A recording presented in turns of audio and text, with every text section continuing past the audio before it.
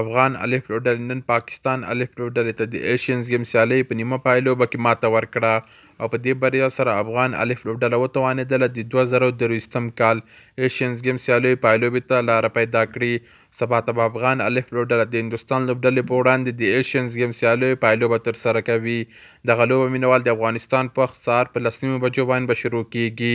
که چیرې افغان لوبډلې په دغې لوبه کې هندوستان لوبډلې ته ماته ورکړه نو د سرو زرو مډال به ورکول کیږي او دا به لومړی ځل وي چې افغانستان د کرکټ په برخه کې په ایشینز ګیم سیالیو کې د سرو زرو مډال ګټي.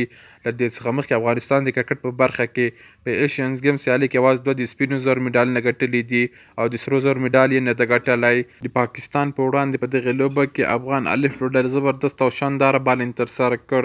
فرید احمد ملک، قیس احمد او ظاهر خان هغه لوبغاړي ول چې افغان لوبډلې لپاره په دغې لوبه کې ښه بالنګ ترسره کړ. نو هماغه و چې پاکستان لوبډلې یوازې 115 منډې ترسره کړلې او 114 منډو هدف یې افغان لوبډلې ته وټاکه. خو د پاکستان لوبډلې لخوا نه مینوال دغه هدف هم ستر هدف و ځکه افغان توپونکو ډېره خرابه لوبه ترسره کړله.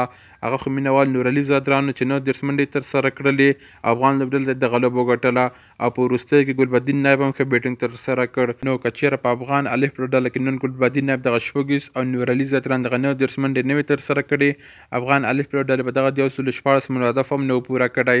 ځکه مینوال په دغې لوبه کې شهزاد محمدي، صدیق اتل او افسر زادي ډېره خرابه لوبه یو ځل بیا ترسره کړله. هغوی مینوال په ډېر زیات توپونو باندې ډېرې کمې منډې ترسره کړلې او په عمومي وخت کې په لوبه کې خپلې وکټې له لاسه ورکړلې.